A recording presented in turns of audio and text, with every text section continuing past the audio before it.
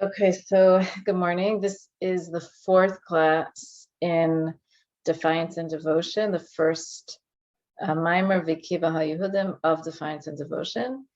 And again, the link is online to the book that's online, so people can find the section that we're in. We're about to begin section 5, which is on page 17 in the book, if you have the hard copy. But we said last class that we would go over the last paragraph of section 4 because it contained a lot of ideas and we just sort of read it through. And I have to finish class a little early today. I hope everybody saw that in the email. So we'll see how far we get, but we'll do as much as we can. So I'm going to reread that last paragraph, but just before I read it, the last two paragraphs are really sort of a mini section. And in the paragraph before the last paragraph, which begins to explain, so there the Vekibeil Rebbe explains that the Jewish people are called believers, the descendants of believers. It's a famous quote from the Gemara. And we're called believers because we believe in Hashem.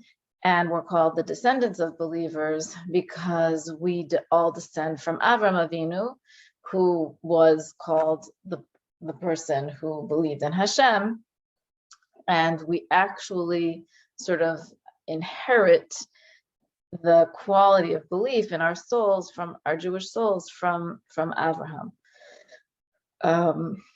So the last paragraph is, our forefather Abraham was the first to open the path of faith to the extent of self-sacrifice, meaning people believed in Hashem beforehand, individuals, right? Adam, Noach, Enosh, certain individual people, but Abraham didn't just believe in Hashem for himself. He also proclaimed Hashem's oneness in the world and got people to believe in Hashem. And this legacy of faith he bequeathed to his descendants. He actually had self-sacrifice for his belief in Hashem, right? We think of the fiery furnace that he allowed himself to be thrown into when he was a youth, with the Nimrod, under Nimrod's jurisdiction, instead of denying God, and the miracle that God did for him at that time. So he had Mesiras Nefesh, he had self-sacrifice for his faith. And with that self-sacrifice, he established basically this knowledge of the oneness of God in the world together with Sarah. And he bequeathed this legacy of faith to his descendants. That's us. This simple faith in God, which is implanted in the heart of every Jew, this is the simple faith in God, which is implanted in the heart of every Jew, right? It's part of our spiritual genetics. That's like the term that I usually like to use. I think it's easy to understand because we can understand how we inherit physical qualities from our forefathers, right? How many times do we look at somebody and say, oh, she has her grandmother's eyes, she has her grandfather's chin, whatever, fill in the blank, right? We sort of say that, oh, people have all these different genes that they see from, and you can tell on them from their ancestors.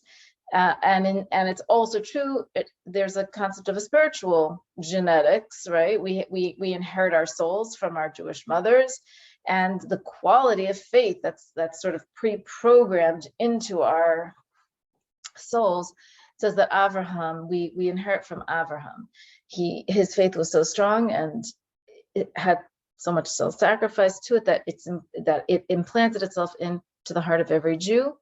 And that faith has two dimensions to it. And that's what we were going to discuss today a little bit more before we get in, because the Vekibeil Rebbe does go into this in more detail later on in the mimer and brings this idea up again and again, that he permeates all worlds, that God permeates all worlds, which in the Hebrew term is memale kol almin, that he fills, it literally means fills all worlds, and he transcends all worlds, which is soivev kol almin, which means that he transcends or surrounds all worlds, and that there's no place devoid of him, which is the term leis asar panoi minei. That's a term from the Zohar, and the Alter brings in Tanya, that no place is devoid of him. There's no place that is without Hashem. So these sort of three ideas are part of the natural faith that a Jew feels for Hashem. Now, as we mentioned, I think last class, that faith can be covered over, it can be hidden, it can be covered by the schmutz of the world. It's still there, even if it's covered over, even if the person can't access it, but it is still there. And what are these different levels? So again, it will be developed a little bit more later on, but Mimali Almin, the term which means he permeates all worlds, means that Hashem, there's a certain aspect of Hashem that fills the physical vessel of a physical part of creation. And we can sort of call it, let's say, like the tree has the life force that a tree needs to have. A rock has the life force that a rock needs to have. An animal has a life force an animal needs to have. A human being has the life force a human being needs to have. And a Jew has the life force that a Jew needs to have. And those are different levels of life forces, right? The rock is called part of the silent kingdom. The tree is called part of the plant kingdom. Animals are called part of the animal kingdom, and human beings are called part of the kingdom of speakers. And the Jew has a sort of an extra soul over a non-Jew. So there's the soul or the life force of anything in the physical world. It has a memalik ha'amen aspect. It's like how God fills the world. God fills the world, he fills the person, he fills each item in the world differently. Even when we break up, let's say marble countertops is different than a rock, right?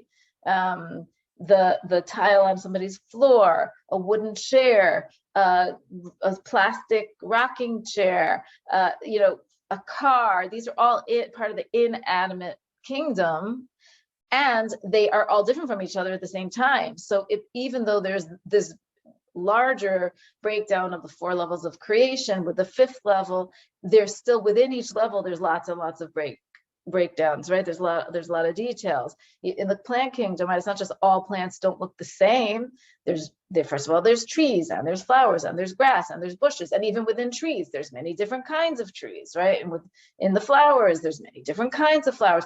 So yes, they share a certain strata of creation, and even within that, there's lots of multiplicity. So the concept of the memalik almin level of Hashem, the part of Hashem that permeates and fills the vessel, that fills the world and fills the individual vessels within the world, these are very contained and small, so to speak, levels of life force, right? They're individual levels of life force that fill the vessels. They fill the vessels, and there's a different aspect of Hashem's life force that fills the vessel, and that's life force, and that godliness is what brings that vessel into being in a physical level. And so therefore, the same way that the physical is different from each other, its life force is slightly different than each other too. It's all God, but it's a different amount, style of contraction, and so forth, life force. And that's like the miniature soul within each thing.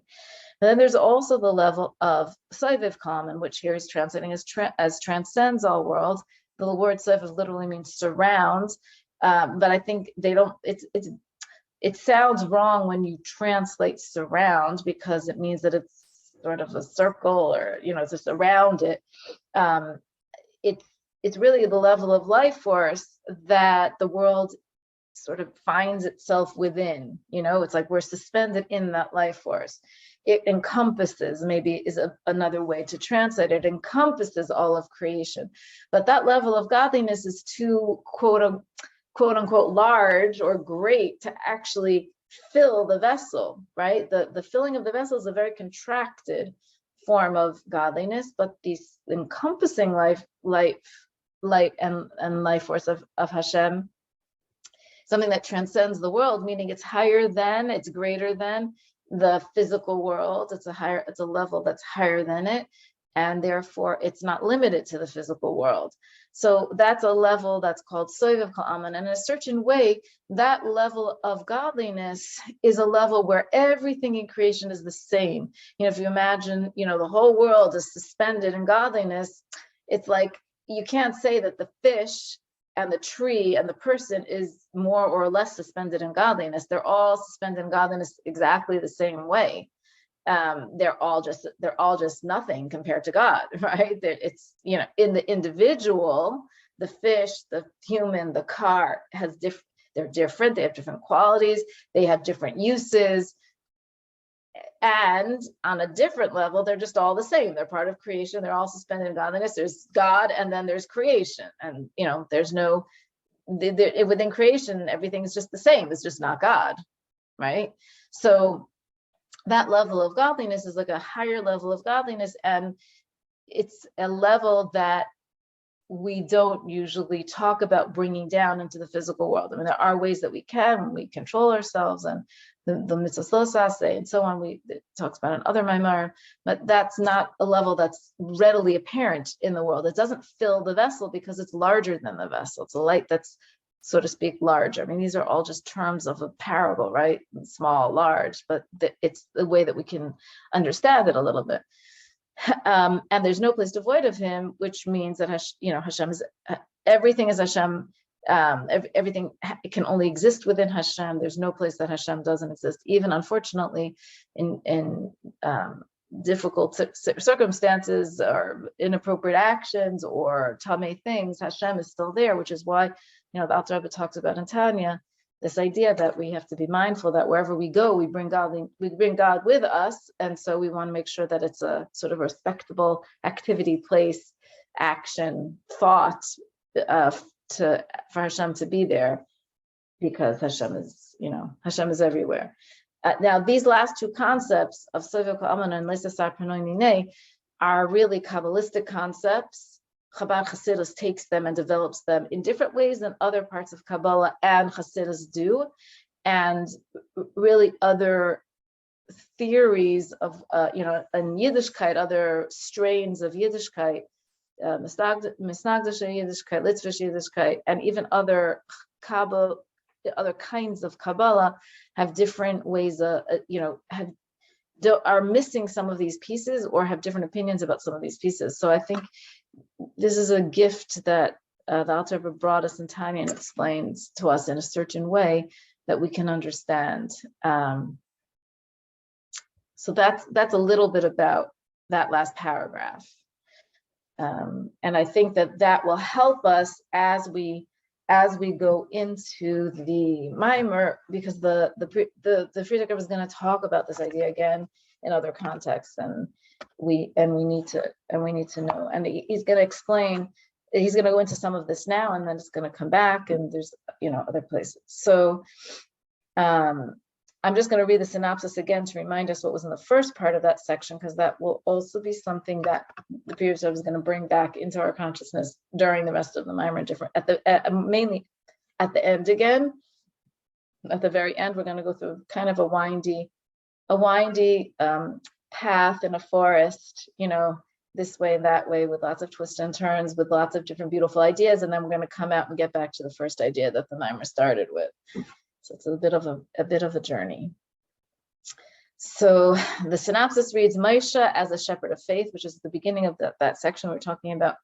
Moshe, remember, we said, was a faithful shepherd, that he is faithful to the Jewish people, and he's also a shepherd of faith, that he shepherds faith. He helps to bring out the natural faith. That's what we're talking about, that all these levels of belief in Hashem are generic to the Jewish soul. So a person has them. He might not feel them or actualize them, and one of the things that the leader of the generation can do is help the person to access them. So Moshe is that shepherd of faith, that he can help the Jewish people reconnect to that natural faith that every Jew has in Hashem. So now we just explained every Jew has it, and we're reviewing the fact that how can he access it if he hasn't accessed it yet. The leader of that generation, the Moshe of that generation, can help that person to access it. These are the leaders of the Jewish people who strengthen their faith in God, making them aware that he permeates all worlds and transcends all worlds. So the same way Moshe did it in his generation, Mordechai did it in his generation, which is the Maimer starts with the idea of Mordechai, the time of Purim, that the Jews accepted what they'd already begun, meaning Mordechai reactivated that faith in the Jew that had gotten lost over the time of the exile the Jews were in. so too, every generation has leaders who do that. And again, it's a natural faith, like what they had already begun at the giving of the Torah, right? The same was natural for the Jews in Purim, but they needed a little help. Nice to see your face, Bobby. And that the same thing, Moshe does it, and we inherit it from Avram. So that's sort of like the summary of section 4. So now we're going to start section 5. The Jewish people's faith reached its peak at the level of divine light known as Sovev, reaches its peak at the level of divine light known as Sovev Kol Almin. Meaning when a Jew can access and activate and connect with that level of Hashem, that's a higher level of faith. What does that mean? That appreciating God's manifestation at the level of Mimale Kol Almin does not challenge our resources of faith, for it can be understood intellectually. Meaning we can understand that everything has to have a life force. We can understand that. It's not necessarily that a person naturally understands it automatically. It's not like, everybody's not necessarily walking around with an awareness of God. It doesn't always happen that way. However, upon discussion and learning and everything else, we could understand that is how it sort of has to be. It has to be that there's a creator to this world and that he's activating it and giving it a life force and so on. These are things that we can understand intellectually. So faith is something that's supra-rational, and therefore the highest level of faith is not going to be for something that can be understood rationally. The highest level of faith is activated when we reach a level that is above rational understanding. That's when the highest level of faith gets activated. Avos de Reb Nassan states, for everything which the Holy One, blessed be He, created in the world at large, He created a parallel within man. All right, we're going to go to this parable, this mashal of man and world. That man is like a small world, and the world is like, so to speak, a large person. That there's a parallel in creation. He created forests in the world. As a parallel, He created hairs within man. Similarly, that text enumerates other phenomena created in the world, which have parallels in man's body. For this reason, our sages, the Medrash Tanchuma and all the other sources that he brings down there in the footnote, refer to man as a microcosm, Olam Katan, a world in miniature. It is likewise written, okay, so, and then the next paragraph is going to say, and the world is considered to be a large man, right? So, but we're considered to be an Olam Katan. That you've probably heard that term, or some of you have heard that term before, that we're called a small world. It is likewise written, He placed the world in their hearts. For everything that exists in the world is purified and refined by man. So we are a small world, and so to speak, the fate of the world is dependent on us, right? He's placed the world in our hearts that we can elevate, refine, and use everything in the world for the service of Hashem. So we're like a miniature world. And the example, of course, is like we have a soul that animates us, gives us life. Hashem's presence fills the world, gives it life and animates it. Conversely, the world is described as a macrocosm, guf gadol, a large-scale body. For just as a man has 248 limbs, 365 sinews, hair, nails, and so on, parallels to these elements exist in the world at large. The concept, is where like the person is 70% water, the world is 70% water, right? There's like different kinds of similarities. The conception of the world as a large-scale body also implies that it is animated by an indispensable source of life energy, the same way that we are, right? It's like we walk and talk, we see we need to have animation. We don't see that in the world the same way, but there's a life force that brings the world into being. And as we see, the world is alive. It is clear that trees and plants, for example, have a source of life energy from which they derive their vitality. That's very easily seen, right? It's also easily seen that the animal kingdom, it's also seen the human kingdom. But here we're talking about different. We're talking about how the human being is like a small world and the world is like a large body. So now we're just explaining the body part, right? This life energy comes from the divine light, which is Mimale Kol Almin. That's that light of Hashem that permeates or fills the world. Focusing its immanent light and life energy on each individual created being in a particularized manner. Right? It's similar to how each of our organs has a particular life force, its particular function, that we function differently, right? And he's going to go into that as well. This is implied by our sage's statement: just as the soul permeates, literally fills, mimale, the body, so to the Holy One, blessed be he, permeates, literally fills the world. Right? The same way Hashem's presence fills the world, our neshama fills our body. The manner in which the body, which is a world in miniature, derives its vitality from the soul, reflects the manner in which the world, which is a large-scale body, derives its life energy. It reflects it. It's not identical because nothing is identical, but it reflects it. It's a similar type of structure. It helps us understand. This is why this can be considered to be a rational level of understanding of godliness. We can draw parallels, we can understand. This life energy is beamed in a particular manner, each individual being receiving its own life energy. This parallels the manner in which the light and life energy of the soul is enclosed in each limb individually. Right? So we have different limbs, and each limb has its own life force that brings it to animation, I guess you could say, and the physical world, each part of the physical world has its own life force that also brings it into animation. To elaborate on this analogy, the light and life energy of the soul, which is enclosed in the body, is manifest in three ways. Now, of course, those three ways are broken down into infinite number of ways, but there's three main categories, and actually the previous Rebbe is going to talk about each of those main categories a little bit more elaborately as we go on in the Maimer. But there's three main categories.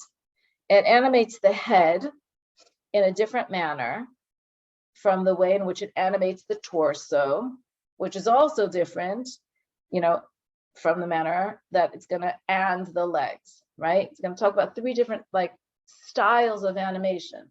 Basically the head, the torso, which is going to more or less represent the heart, and the legs. Those are the three sort of basic ways that the soul is enclosed in the body and manifested in the body. These are the three basic ways. And if you think about it, if you look at a person's body, they're sort of divided into categories, right? I mean, if you look at you think of a person's body, the head is sort of one category. The shoulders to the hips is sort of another category. And then the legs are our third category. It's sort of, we're divided that way. We're divided that way because the energy and life force of the soul permeates and animates those three, so to speak, sections of the body in different ways.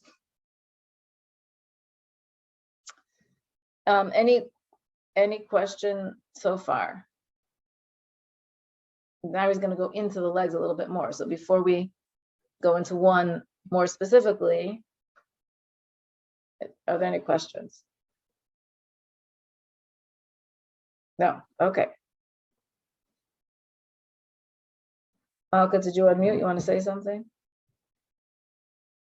No, I was just thinking, describing the three different sections of, think of a little kid's drawing a stick figure, the head, the torso, and the legs, and that's three. Right, exactly. And in fact, kids sometimes forget to put the arms, right?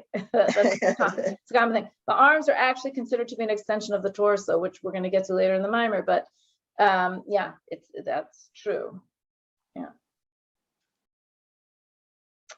Okay. It goes without saying that the legs have a function to serve.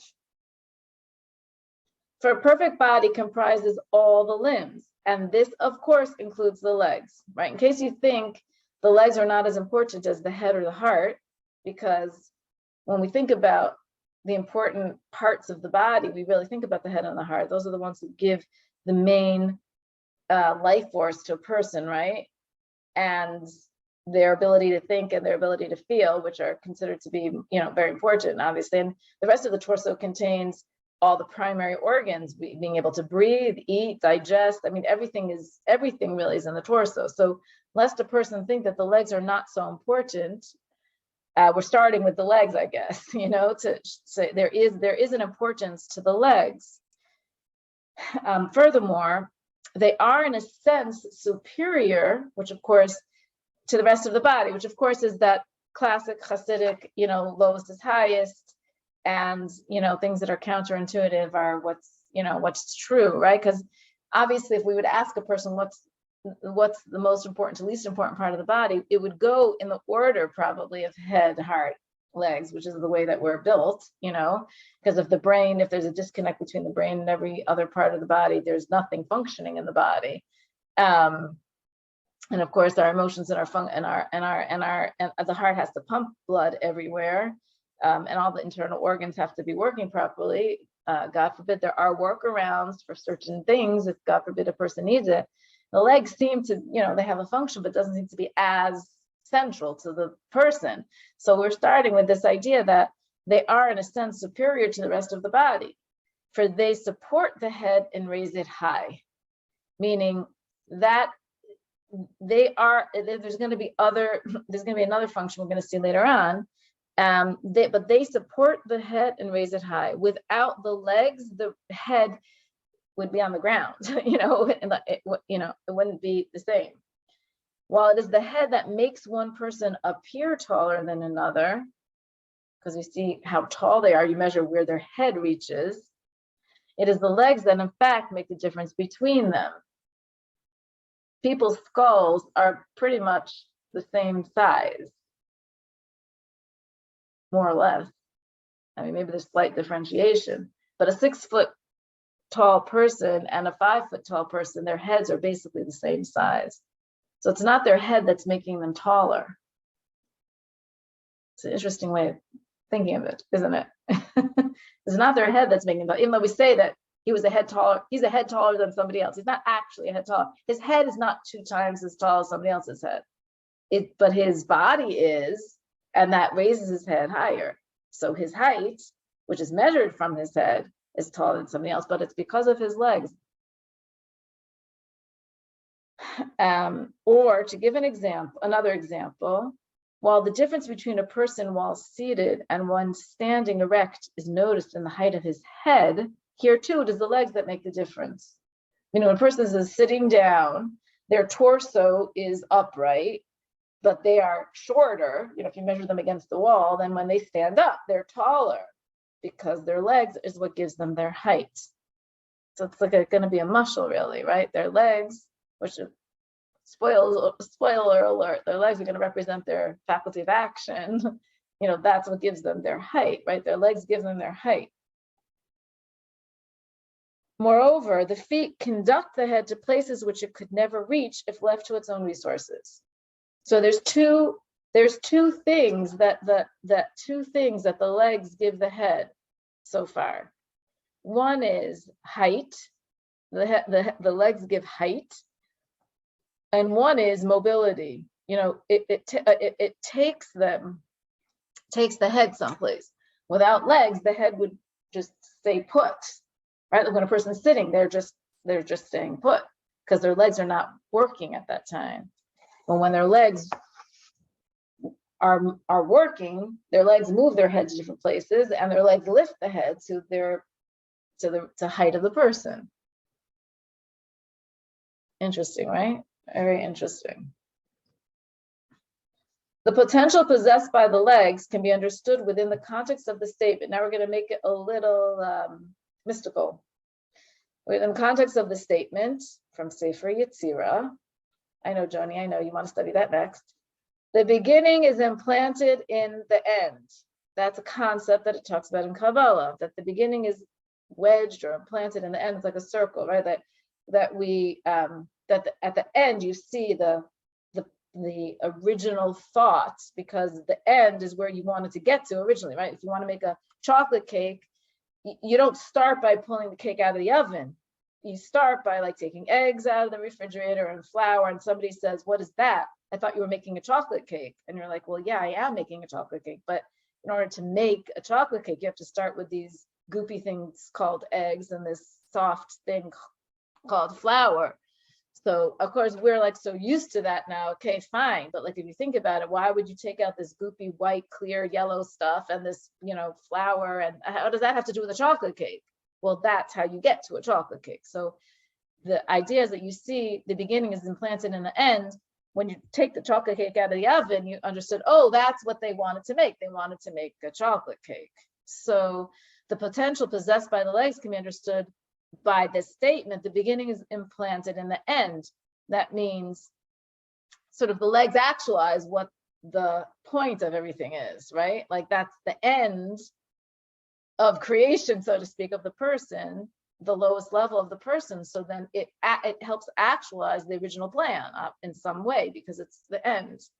This implies that the ultimate source is more directly implanted in the legs than in the head, where it is openly expressed. Meaning, in other words, again, the first part of the creation of the person and where the point of the person is more openly expressed is in the head, and their thoughts and what they're supposed to write, their values, or whatever they're supposed to be doing in their head.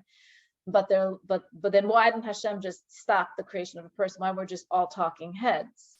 Like why the fact that we needed to have the rest of the lower levels of our being, so to speak, means that they help to actualize the original point of our creation. If they didn't help to actualize, not only help, but if they didn't actually make it that we could actualize the point of our creation, they wouldn't have been part of our creation. We would have just been all talking heads. So this concept is reflected in the following interpretation of the word spoken by Moshe Rabbeinu. So it gets a little more esoteric now. There's a pasuk that's used to explain this idea, that Sheish Meos Elef Ragle Ha'am Asher Neichi B'Kirbei. Moshe Rabbeinu says, "Here I am in the midst of 600 people on foot, 600,000 people on foot." It was describing the physical situation, but of course, Chassidus Kabbalah takes this idea and explains what it means on this mystical level of creation. And it's going to talk about 3 levels, basically. There's the eye, and there's the Moshe, and there's the foot.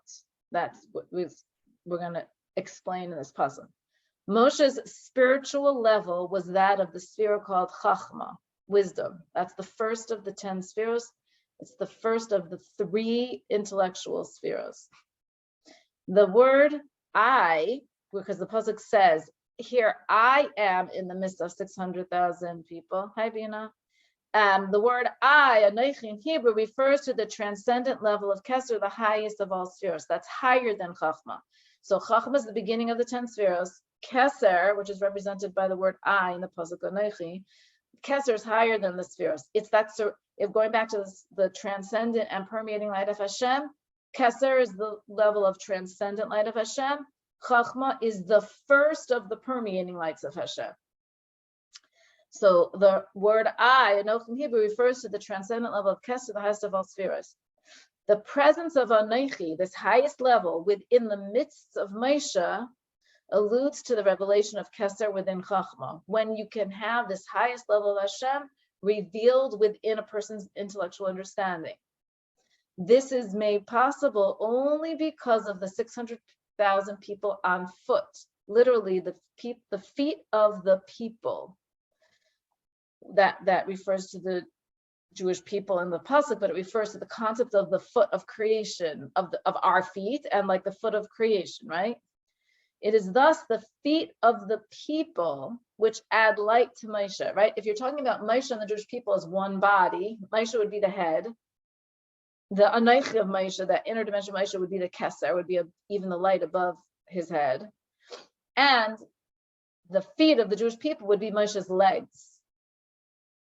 So the same way our legs lift up our head and our legs take our head where it needs to go, the Jewish people who are considered to be, so to speak, the feet of Moshe, lift up Moshe and take Moshe where he needs to go. So thus it is the feet of the people which add light to Moshe. This is implied by the statements in the liturgy. Moshe rejoiced in the gift of his portion. We say that in the Shemona Esrei and Shabbos. Why was he granted this portion? Our sages explain that God said to Moshe, I endowed you with greatness only for the sake of the Jewish people. Meaning Moshe rejoiced in the gift of his portion, the gift that he was given because he was the leader of the Jewish people, and in the merit of the Jewish people, he was given this very high level of godliness, just like the legs lift up the head when the person stands up. The Jewish people lifted up Moshe to a higher level than he would have had by himself, because in the merit of his being the leader of the Jewish people, God gave him height, so to speak, like the legs. Synopsis: the world, which is a large-scale body, is refined through man, who is a world in miniature.